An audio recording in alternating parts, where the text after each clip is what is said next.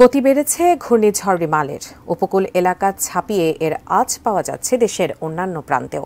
আবহাওয়ার পূর্বাভাস মডেল অনুসারে জানা যায়, এবারের ঘূর্ণিঝড়টির ফলে সিডরের পর সবচেয়ে উঁচু জলোচ্ছ্বাসের কবলে পড়তে যাচ্ছে দেশের উপকূলীয় জেলাগুলো।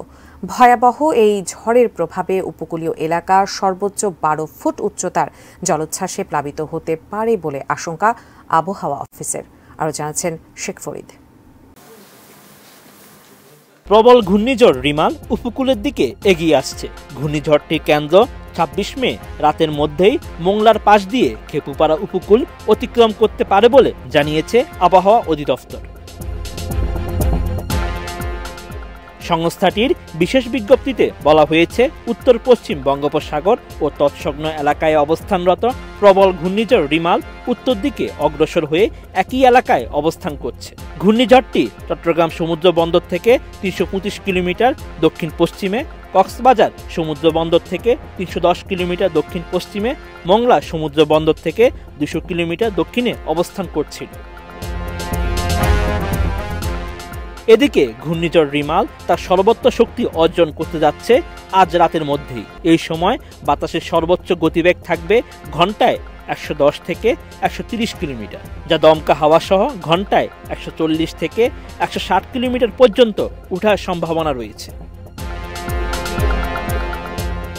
সর্বোচ্চ গতিবেগের বাতাস নিয়ে উপকূলে আঘাতের কারণে খুলনা, বরিশাল ও চট্টগ্রাম বিভাগের উপকূলীয় জেলাগুলোর জলোচ্ছ্বাসের পানিতে ব্যাপক প্লাবিত হওয়ার প্রবল আশঙ্কা রয়েছে। 26 মে রাতের জোয়ারের সময় সাতক্ষীরা, খুলনা, বাগেরহাট, ফিরোজপুর, বরগুনা, পটুয়াখালী, ভোলা ও নোয়াখালী জেলার নদ নদী ও চর অঞ্চলগুলো স্বাভাবিকের চেয়ে 10 থেকে 12 ফুট বেশি উচ্চতার জলোচ্ছ্বাসে প্লাবিত হওয়ার প্রবল সম্ভাবনা রয়েছে।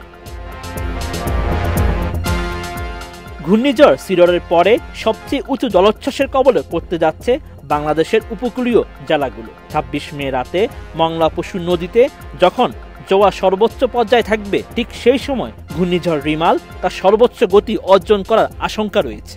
ডিজাইন, এলিগেন্স, বিউটি, সেরা পণ্য সবার জন্য জেভিকো। ঘূর্ণিঝড়ের কারণে পায়রা ও মংলা সমুদ্র বন্দরকে 10 নম্বর মহাবিপদ সংকেত এবং কক্সবাজার ও চট্টগ্রাম সমুদ্র বন্দরকে 9 নম্বর মহাবিপদ সংকেত দেখিয়ে যেতে বলা হয়েছে। এই সময় উপকূলীয় জেলা খুলনা, সাতক্ষীরা, বাগেরহাট, ফিরোজপুর, ঝালকাঠি, বরগুনা, বরিশাল, ভোলা, পটুয়াখালী এবং কাছাকাছি দ্বীপ ও নদীর চরগুলো 10 নম্বর মহাবিপদ সংকেতের আওতায় থাকবে।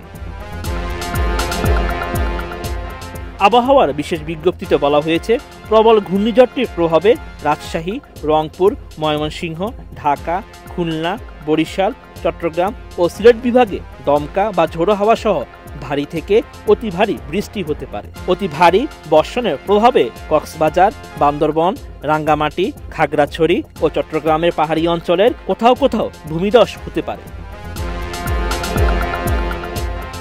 Sheikh Farid, ATN news.